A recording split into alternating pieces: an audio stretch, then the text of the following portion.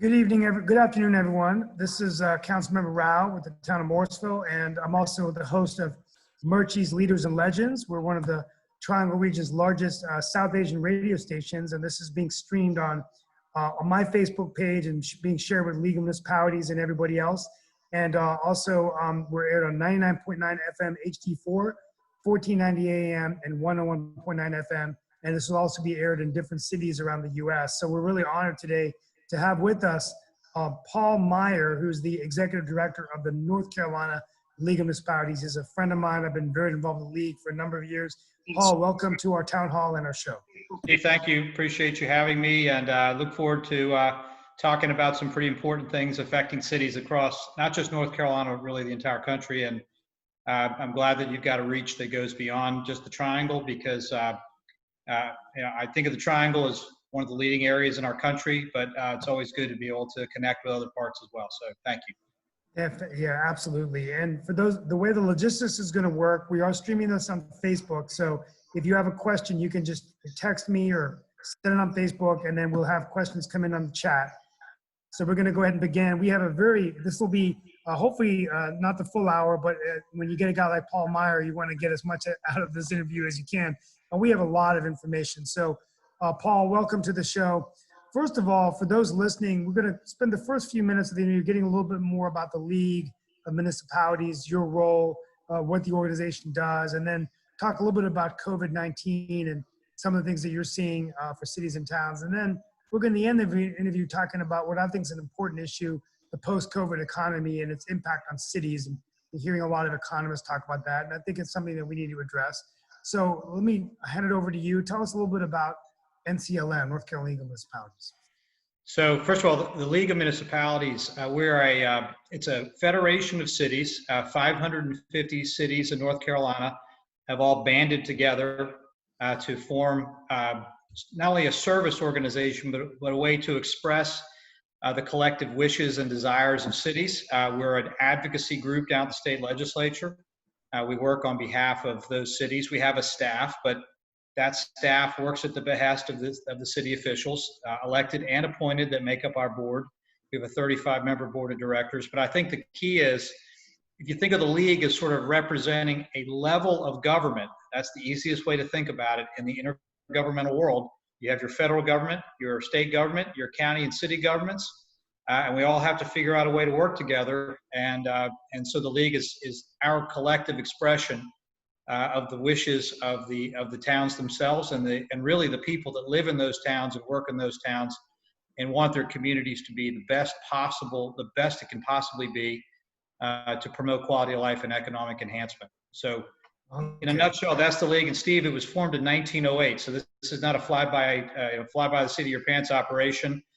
Although I am sitting here in my kitchen talking to you right now, but this is a long-standing organization. There are 49 state leagues in the country.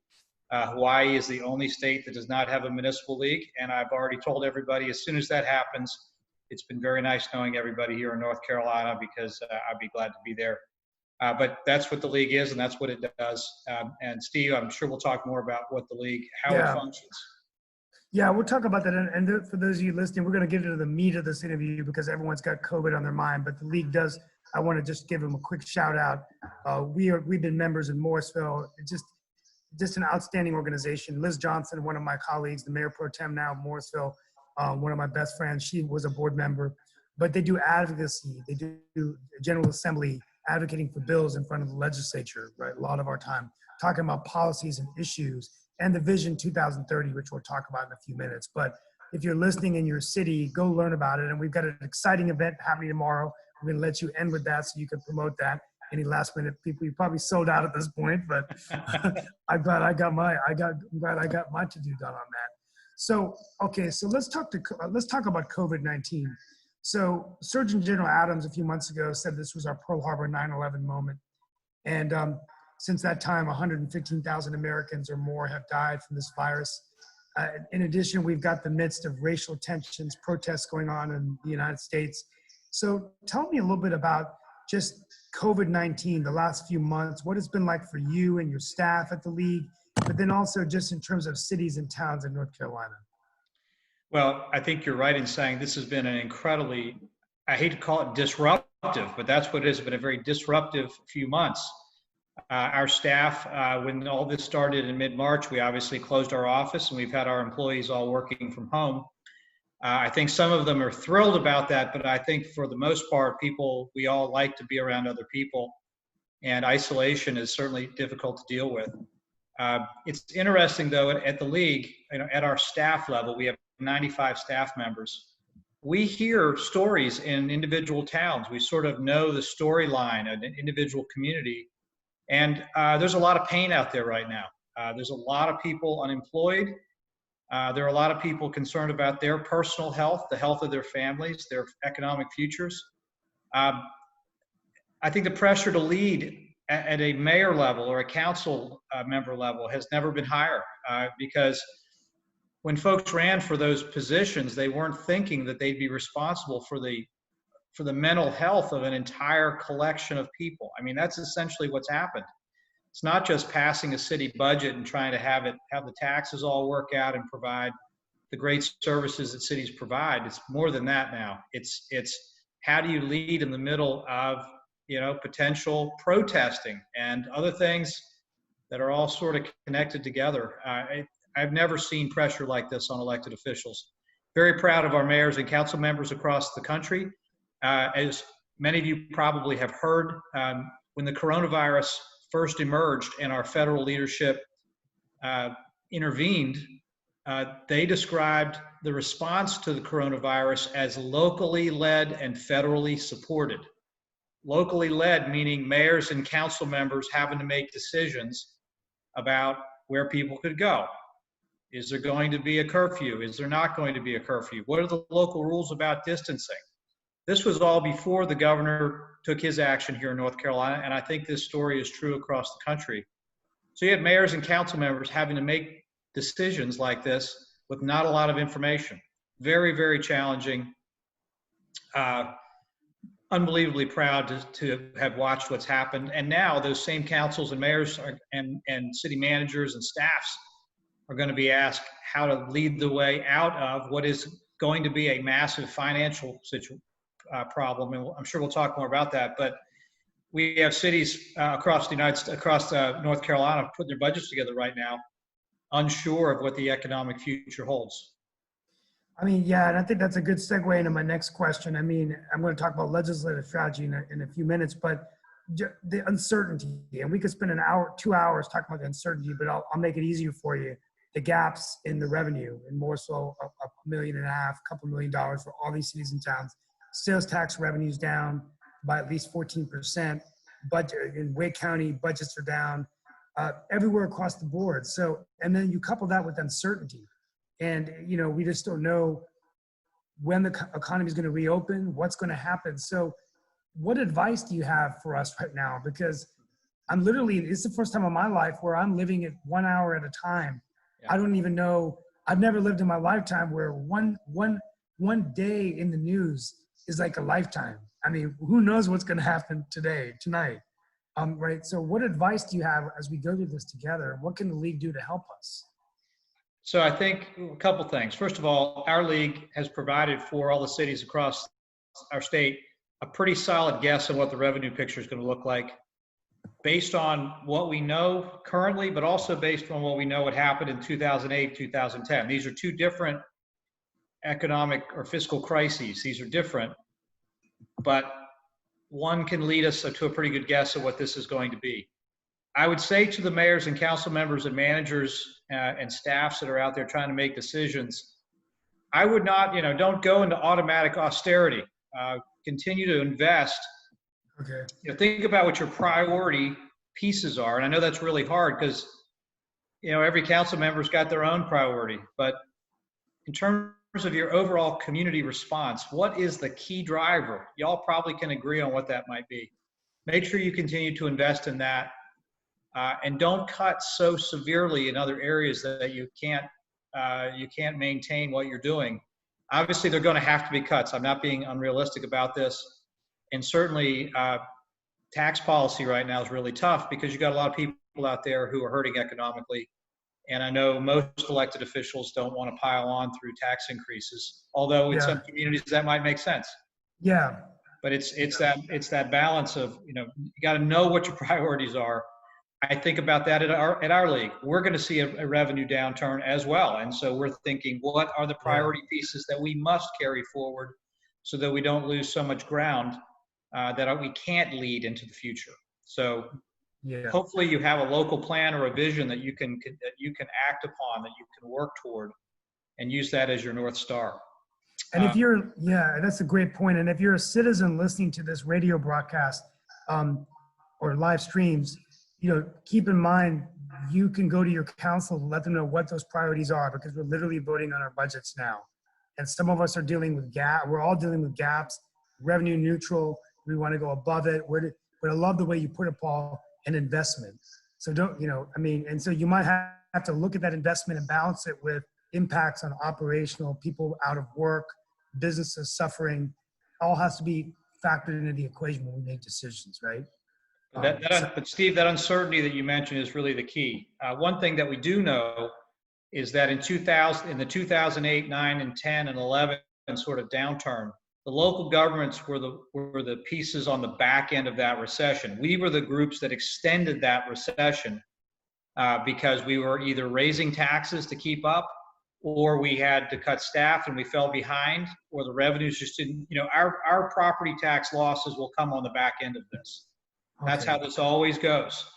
So it's not just your current pain, which is loss of sales tax and occupancy tax, but ultimately 2 years from now, it'll be unpaid property taxes when folks couldn't pay their mortgage and had their houses repossessed, or folks didn't have a car anymore, had to sell their house. There's all kinds of reasons why people can't pay their property taxes.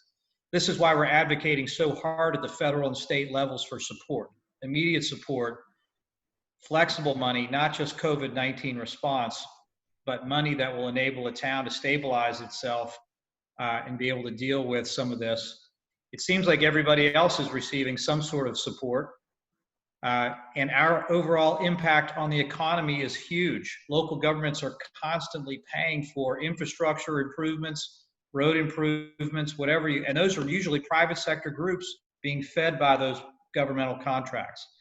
So downturns to us end up trickling into the rest of the economy.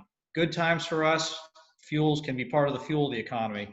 The cities are the engines of the economy of our state.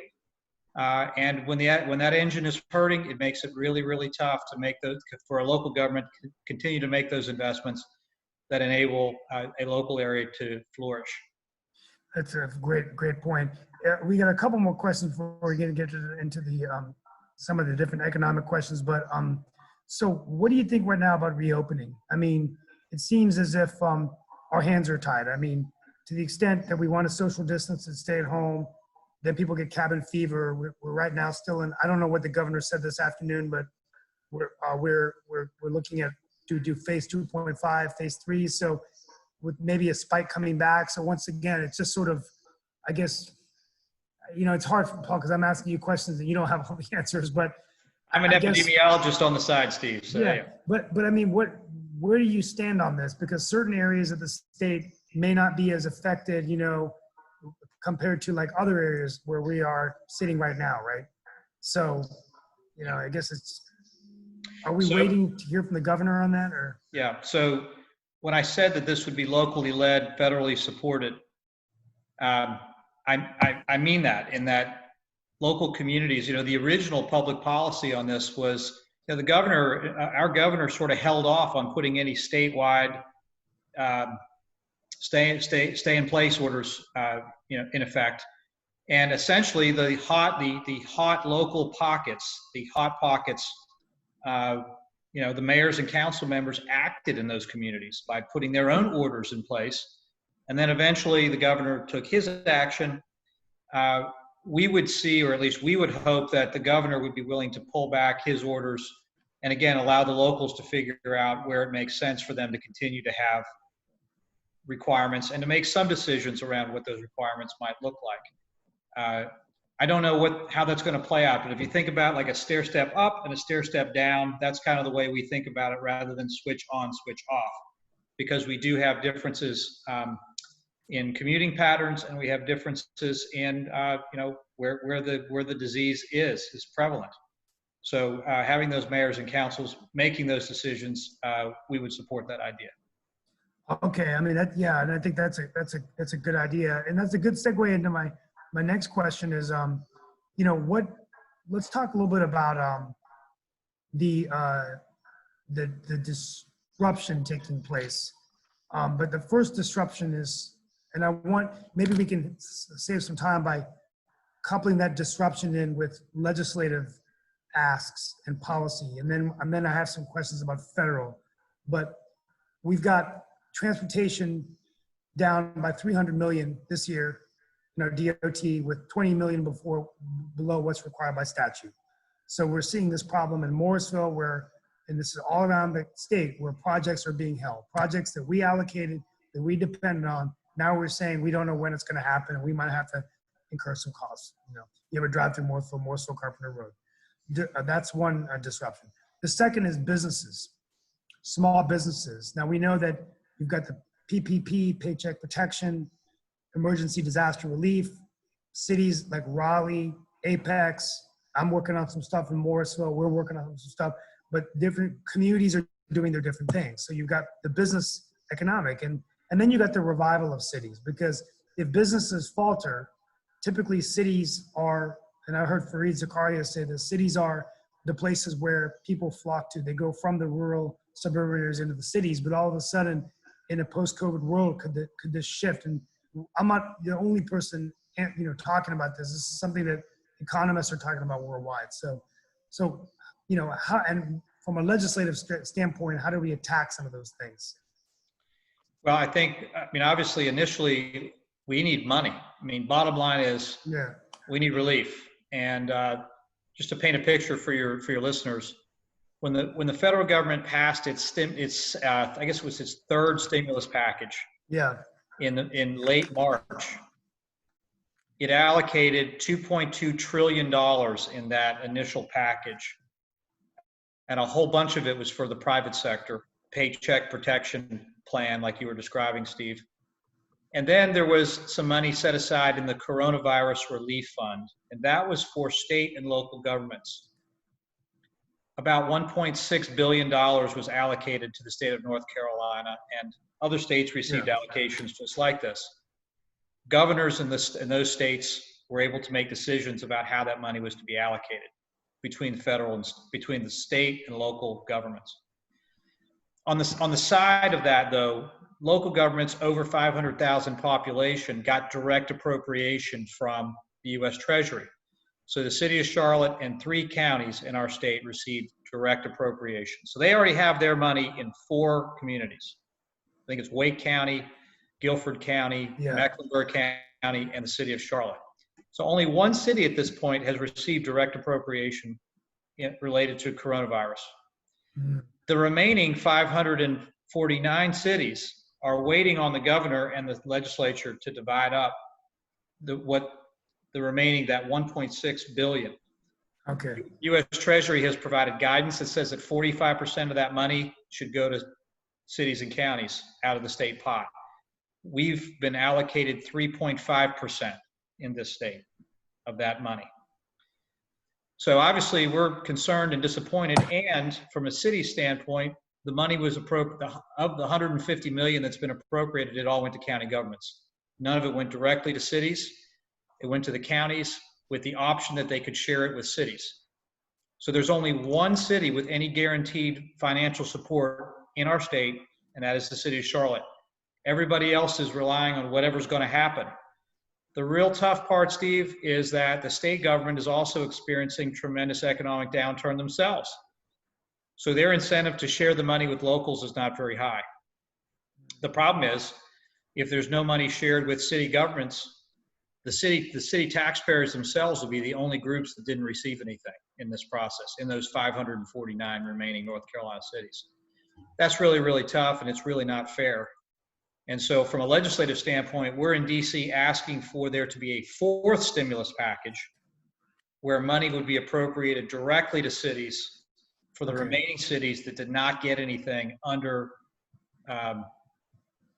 under the CARES Act, under that $2.2 trillion. So we want direct appropriation for cities. Again, this isn't about cities themselves. This is about our ability to continue to have police on the streets and providing services that people need, particularly in times of need like today. Right. So this is about people. It's not about councils and about the actual town hall. This is about the people that live in those cities. It's in everybody's interest that these towns do not suffer. We obviously have a number of small communities that were already financially challenged even before this happened. Those folks are hanging on by a thread. And so we're looking for, again, direct appropriation from the federal government or for the state government to provide money directly to cities and towns out of their portion of the Coronavirus Relief Act that they've already received. Okay, well, so I guess the answer is you've really answered it well. We're working to get additional federal money from the U.S. Congress, a fourth stimulus package, which would go directly to the cities.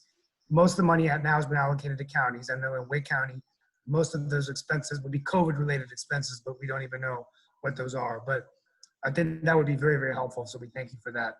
In terms of transportation, are there any ideas of, I guess, the state's just going to have to look at getting their own financial house in order with DOT, I guess, then that might be something the General Assembly could consider. Well, Steve, you have outlined the intergovernmental issue. You have DOT needing money that's coming out of the same pot that the money I just talked to you about would be coming from.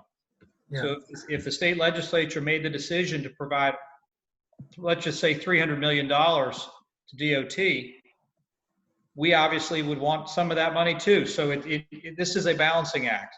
We've seen other states where the legislature has actually agreed to provide 45% of that money to local governments.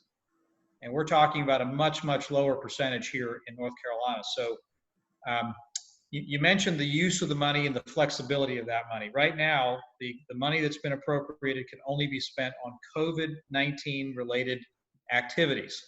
So for example, if Morrisville had law enforcement working overtime, let's say during curfew, that would, or during,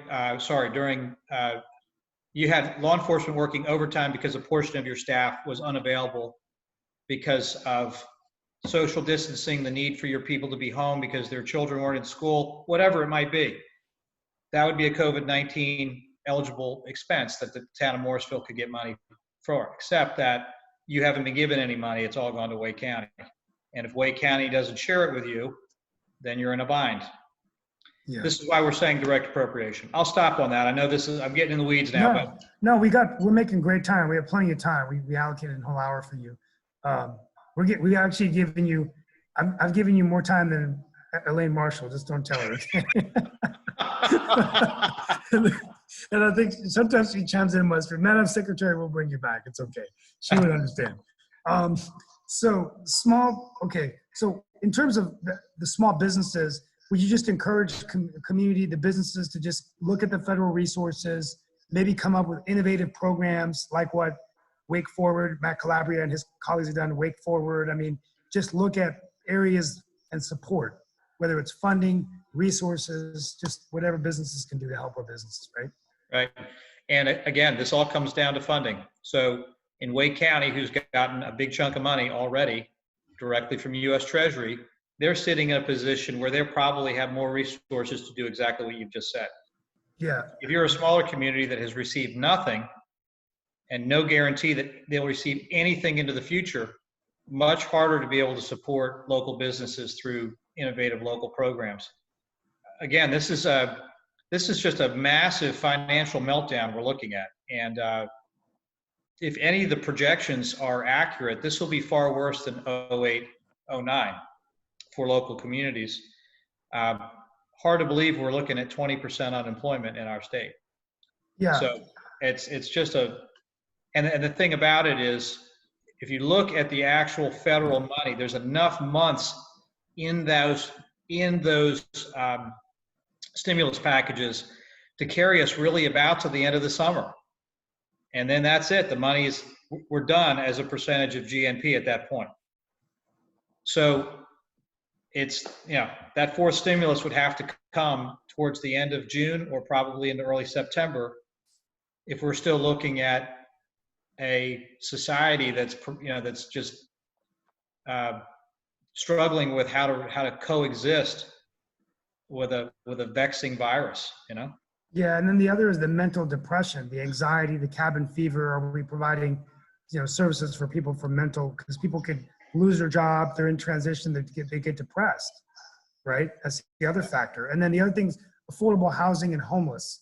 So sheltering. I mean, are you seeing any problems of people being displaced from their homes? I know that we support affordable housing as part of our plan, but is that something else also from a policy perspective we need to consider?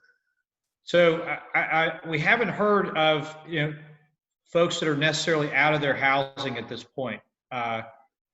There's been a push across the country to provide relief for folks who can't pay right now. There's a number, is both the private sector and public sector pushing for that sort of thing. But there's only so long that can go on, and then once you reach the end of the line on that, then you're going to see all of this sort of find its way into our financial markets. And then you'll see people who end up, they can't pay the rent, and so they're out of their apartment, or they can't pay their mortgage and they're out of their homes. So again, I think everybody is just hoping that there'll be some, all this will come to an end, or there'll be some sort of medical solution. I just don't know if it'll come fast enough for folks not to feel more pain than they already are feeling. Yeah, I mean, it's just it's a crazy time. I guess, yeah, real quickly before we get into I've a lot of questions coming in, some of it's technology related. Let's talk real quickly about, broadband, big issue. This was part of the league goals. And for those of you, if you go to NCLM's website, it's called nclm.org, you can get the Vision 2030, which lays out some of the legislative goals, but broadband was one of them. I've been a big advocate as a member. Talk to us a little bit about how the need might have accelerated with more people teleworking, more kids having to educate themselves online. What are we going to do about that? Yeah, this crisis definitely exposes the cracks in the foundation as it comes to broadband capacity across our state. All of our staff is working from home right now. Some people have better internet service than others, but I think everybody that's in the Triangle area, at least that I'm aware of, is doing okay. The problem is if you're just outside of the Triangle, this is a huge problem. This remote education piece is only as good as your broadband signal will carry you. I mean, that's just really how it goes. We've been pushing for the NC Fiber Act now for almost, I believe, for 2 years at state legislature, which would allow municipal governments to make investments in fiber and lease it out to the private sector to ensure that there be some sort of local service in every community across North Carolina. This wouldn't just be for cities, this would also be for county governments. Right now, our units of government are preempted and they cannot make those types of expenditures. And they cannot act as, they can't operate local broadband companies. This is a huge shortcoming in our state law. Many states have this, and it enables there to be essentially a subsidization of running the private sector broadband business, which enables there to be service wall to wall, and our state needs this. If you look at the maps that show where we have high-speed internet in our state, even the telecoms will admit that those things are there's massive shortfall in what those maps look like. And it seems like an important step to have for all North Carolinians to be guaranteed the ability to go online, work remotely, conduct business remotely, and participate in the modern economy. That's the only way that we'll be able to succeed economically. Okay, yeah. I mean, I think, and Jeff Sorrells and the DIT team, they're looking at options there. Any other legislative issues that you can think of that are coming to mind, big things that you all are working on, or is it just while they're in session? Yeah, so I'll give you the COVID-related stuff, and then I'll give you some non-COVID related. Obviously, we've talked about the need for money to be appropriated to cities. We've asked the legislature for, there's another pot of $150 million out there. We've asked, since they gave $150 million to county governments, the remaining $150 should go directly to cities. No questions asked from a fairness standpoint. So obviously, we'll continue to work on that. There are also issues that are related to the local powers and curfews and all of that sort of thing. There are many folks are concerned about patchwork quilt of these local regulations. I'm not sure we've seen that legislation yet, but I know it's coming. Obviously, we want the local communities to decide what they think is right for themselves and not be preempted in that way. So we know that that's out there. There's also issues related to workers' compensation and whether if somebody is diagnosed with COVID-19, whether it's work-related or not, there's legislation that would say that it's presumed to be a work-related disease going straight into your workers' comp system. Sounds like it's not a big deal.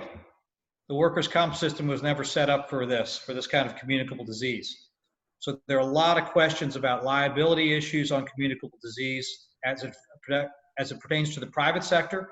But this is particularly important for the public sector. It's particularly important for the private sector as they try to open up. How can you run a business knowing that you could be sued when somebody becomes sick, claiming that they got it in your establishment? These are really important issues about how we're going to coexist with this disease, because it looks like it's going to be here for a good while.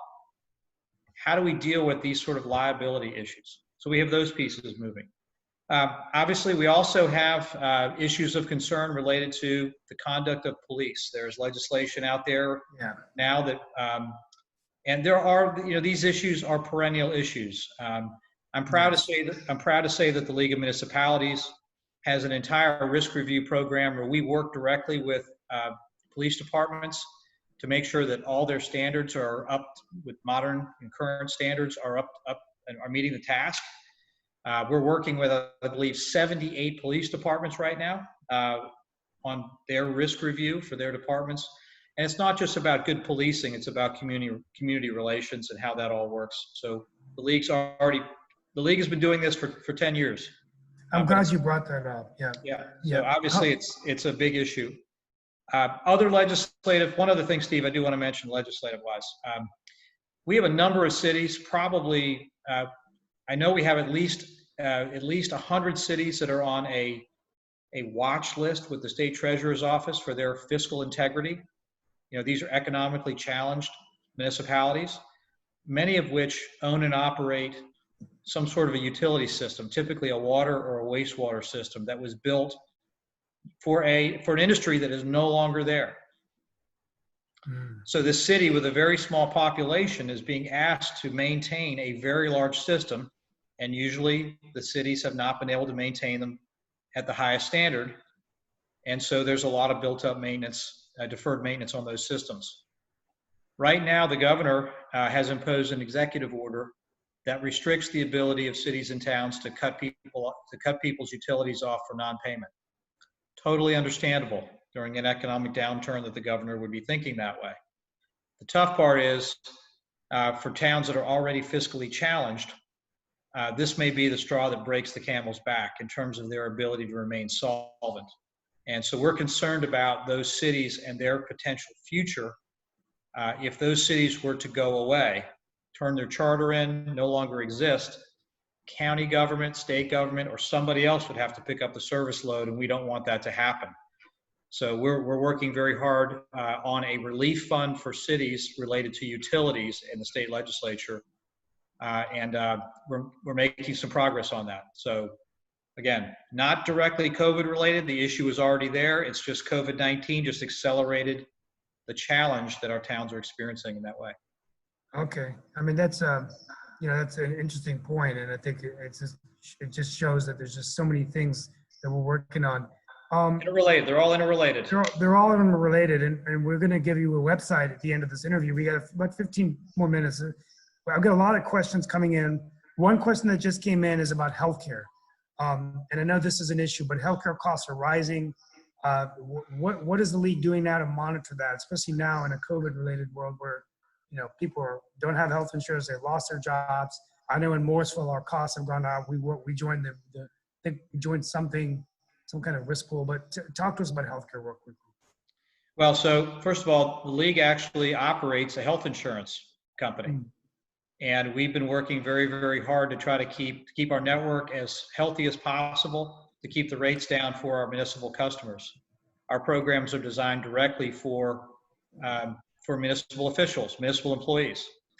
We're not directly involved in, sort of health-related matters at the league. We know that cities are customers, like Steve, you just mentioned that you all had joined a risk pool that was related to, in Morrisville, had joined a risk pool. That's essentially what we do. We have a program where I think we've got 260 cities that are part of this program with us, and we band together to provide competition for private health insurance companies to help keep them as honest as possible. Everybody in our association knows that we're not going to gouge them. We're planning on providing the highest quality service at the lowest possible price. That's our little way of helping. I don't know exactly how else we can participate in that, but what I do know is for cities that are trying to retain employees, this is an important issue for those towns, and it's a concern of our league. Okay, well, that's good to know, and I appreciate your leadership in that.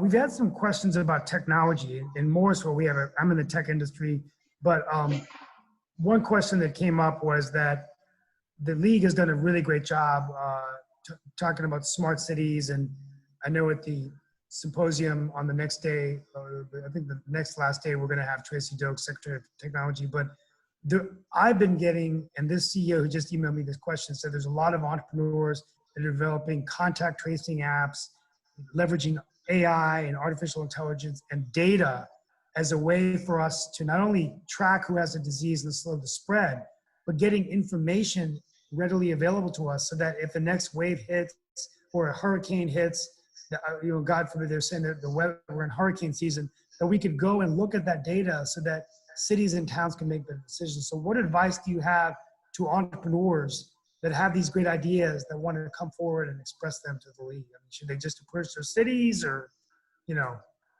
So I think that's twofold. I think one, talking to cities directly is a great thing, because I know there are many cities who have made investments in all the things you've just said and use that data to make their internal decisions, and they're making really good decisions. It helps the elected officials make the best decisions they possibly can. And I know that there are communities that have specifically said, this is how we're gonna do it. And by the way, after we have the data, we're gonna make it very visible and open and accessible to the public so that the citizens can see what is out there. So it's not just decision-making, but also education for your local, for the local electorate and local citizenry and local businesses. The second thing is keep working with our state government. Those folks are doing the best they possibly can. I know a lot of our local communities are saying, why can't we have data that we could slice better, particularly on COVID-19. But I know the state is working really hard, and I think Governor Cooper's they've done a good job of trying to collect sound data to make the decisions for the vast majority of the state. So yes, just keep knocking on the door of your local community. That's the only suggestion I have, because that's typically how those relationships emerge. Yeah, and I appreciate that person bringing up the question, because I think that there's no better state than North Carolina. I mean, you and I know Brooks Rayford at NC Tech Association. I mean, we're the third fastest growing tech economy. Gilead Pharma, which is developing a vaccine, actually came out of UNC. And so, Carolina. So, I mean, I think at the end of the day, we can leverage the great minds we have in technology to really get ahead of it, like they've done in California with a technology called Blue Dot. Even in Estonia, a small country like Estonia, they're using AI and things like that so that we can reduce the frequently asked questions. We can really leverage. And I think the quicker you can get an answer to someone about how to be safe or secure or where to go, the easier it is, right? So it can be an information issue as well as a healthcare. Well, it can calm people down. As you said, there's a lot of people struggling emotionally and mentally with what's happening around them. They feel powerless. The information gives folks some power in which to live their lives fully and be able to, move forward. I think that's the key. It's when you don't know is when it gets really scary. Yeah, you just don't know where to. The follow-up to the technology question is a man that I've actually had the honor of knowing his family, John Chambers, who's the ex-CEO of Cisco. And he spoke in Raleigh a few months ago. And I know he's from my home state of West Virginia. And John reminded us that this was before COVID, that 40% of all jobs we know of today will be automated away in the next decade, probably sooner. And in order to counter that, we can create 15 million new jobs in startups. So I think that there's a correlation between this innovation we're seeing, and maybe this is a time for our investors and our economy to invest in these entrepreneurs to be a part of creating that $15 million number that Chambers said, right? So that's just a shout out to the entrepreneurs, and maybe that's something you and I can work on together. So Steve, I'll just say it to you this way. Our league is entrepreneurial in many ways. We're moving the ball forward as an association, how we function. What I can tell you is the coronavirus has rapidly enhanced what we were already doing. It has pushed us forward in ways at a speed that things we were already thinking toward. This has been the massive jumpstart for us. I can only imagine for folks that are developing innovative technologies that this is just a huge spark to move in that direction. It's, again, a few cracks in the foundation get exposed. You really need to hurry up and fix it before the thing falls down. And I think that's what we're seeing. Okay, well, and then the final question, and then I'm going to open it up to one last question, but make it like a discussion before we close out: cybersecurity. So, and I know Secretary Dokes will be talking about this, and at the last minute, we're going to give you the chance to tell everyone where the virtual conference is. But we're very vulnerable. Cyber attack could be like a terror attack. I mean, the dark web. We were subject to a ransomware attack a few years ago. So, I know the league is aware of this issue, but what are we going to be doing anything this year to talking about cybersecurity? Yeah, so I guess a couple things. One, cities and towns are becoming more and more targets of these attacks. You would think this would only be the largest communities, but in fact, it's not. Many times it's the smallest ones, the ones that have the least ability to defend themselves and really know where to turn. So our organization actually is working right now to develop tools and deploying tools to help everybody prepare for and put up as big of a shield as they can against these cyber attacks. Ultimately, we have insurance at the league for cybersecurity. So part of our risk management program, we have some insurance for folks. But insurance is really not the solution long term. The solution is to get our communities ready for sophisticated hacking. I mean, it's amazing. Even at our league, people are trying to attack us all the time, and we have our team working steadily in that direction. I will say that this is another, again, we think about government, we don't always think of ourselves on the front and leading edge of this sort of thing. But I've been amazed at some of what I see, some of the quality of what our local communities have done to protect themselves from what is oftentimes sensitive data that the municipality is maintaining. If we move forward, Steve, on data collection, the way that you've talked about, the way that we're talking about entrepreneurs helping communities to collect data, all the more important that data be collected, except for that which is public. And so this is an issue that's gaining traction, and leagues across the country, including ours, trying to resolve it. Okay, well, that's a great point, and we definitely want to bring that up and talk more about it over the course of the year. So let's end the conversation before we talk about your conference. Just some thoughts about living in a post-COVID world. So, assuming, and we're all hoping and praying that we find a vaccine sooner, hopefully by the end of the year or sometime next year. It is going to be a very interesting new normal for us. Something as simple as me, I'm a hugger. I love to hug my friends, and no more shaking hands, no more hugging. There'll be social impact. From an economic development perspective, one thing we didn't talk about is more and more companies are teleworking.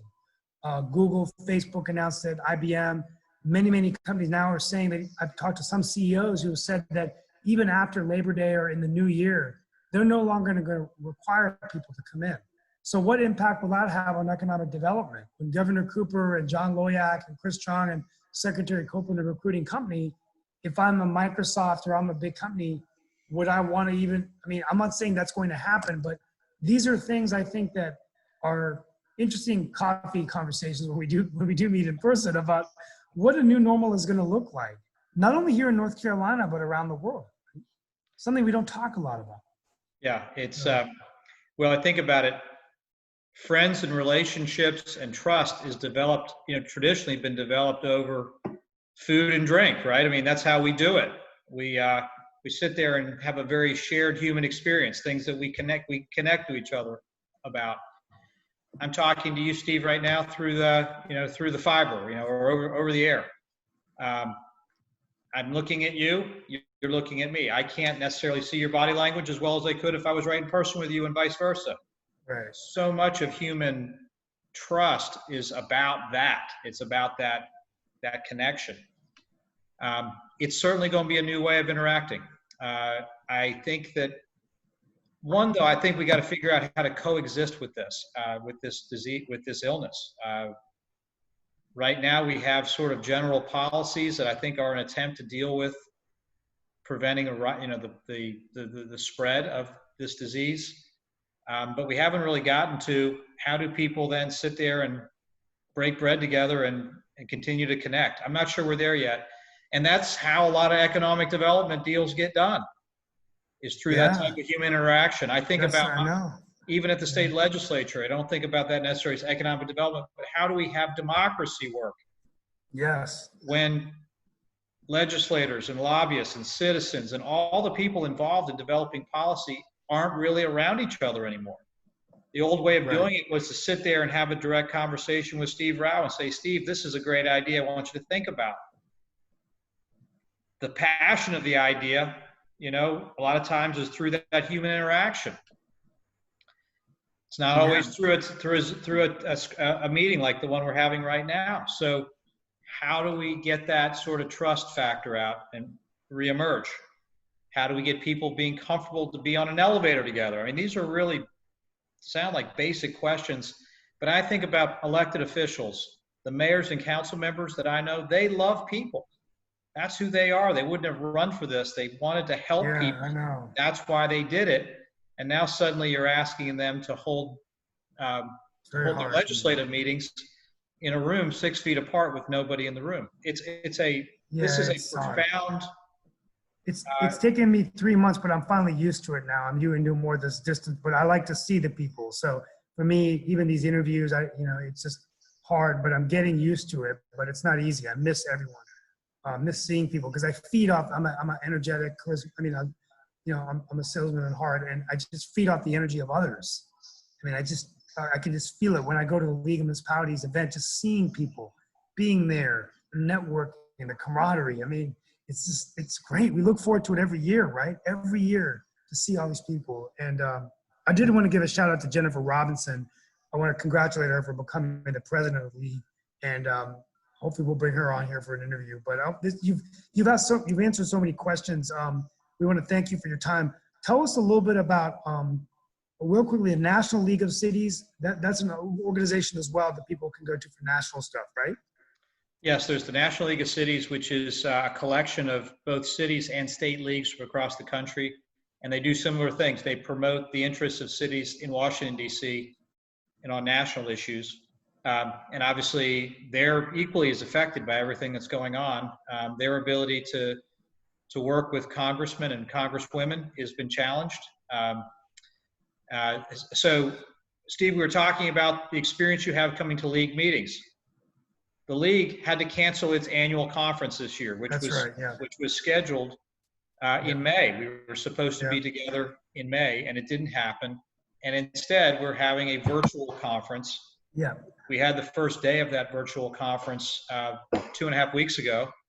And then starting tomorrow, Wednesday, and Thursday of this week, we will have the remaining 3 educational days of our conference, which is about leadership during the COVID-19, after the COVID-19, and what leadership way into the future looks like. But again, we're not all together in a room like we normally are. We're not breaking bread together and sharing stories from Morrisville down to Charlotte, over to Shelby, and that's how some of the most rich organic connection and idea development happens. We're trying to replicate some of that in our conference, which is virtual, but it is a big challenge to make that shift. And I think we are hoping that we won't lose anything in the translation.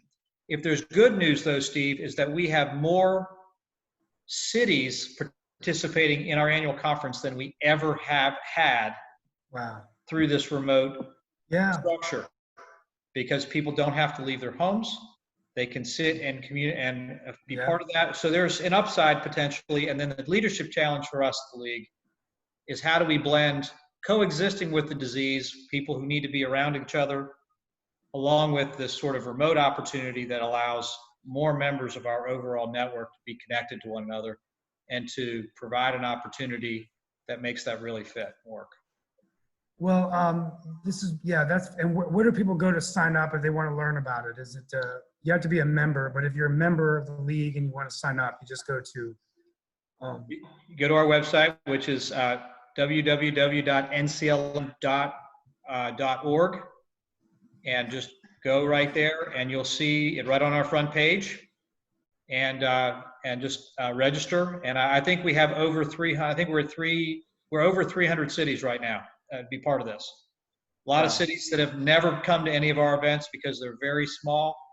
In some ways, this provides tremendous opportunity for them to come and learn. To learn together and to grow. The league, if you think about it, it's a best-in-class promoting best practices amongst all jurisdictions, no matter how large or how small, east, west, in between.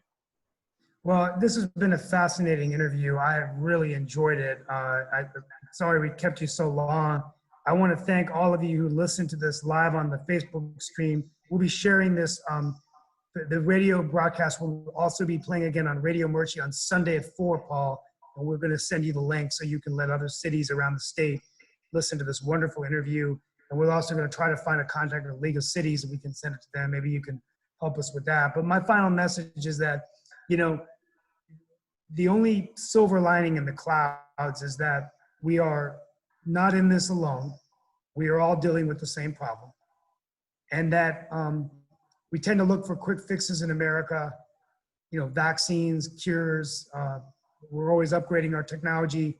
We don't have a cure for the racial tension we have.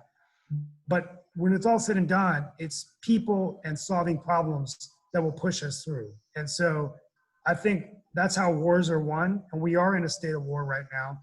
And there's many heroes out there, people delivering meals to the homeless, people manufacturing cloth masks. We didn't talk about PPE, but so many people donating PPE equipment. I mean, there's so many people, and the first responders and the firefighters and just the people out there in the front lines doing the work. And so I think that's a good way to end it, is that if there's anything that this country has proven, is that we can get through anything if we can get through it together. And that's how we got through World War II. That's how we've gotten through every major crisis, 9/11, and that's how we're going to get through this. You couldn't have said it any better, Steve. The public safety folks that work for the cities across the state are under tremendous pressure, just like the elected officials and the town administration. It's a number of different things all at one time, and I'm proud to work for cities and towns. I'm proud to promote what they want and do, and I'm appreciative of our first responders every day. So, and Steve, I'm appreciative of you and your folks in Morrisville and all the elected officials across the state. So thank you for having me today, and look forward to seeing you soon. See you tomorrow. Thank you virtually. Folks, you've been with Paul Meier, North Carolina Municipalities, on the cities, future of cities in the COVID world, and also what our North Carolina citizens are doing today. We'll be back next week for another edition. Paul, thank you. Safety to you and your family, and be good. Thank you. Appreciate it. Bye-bye.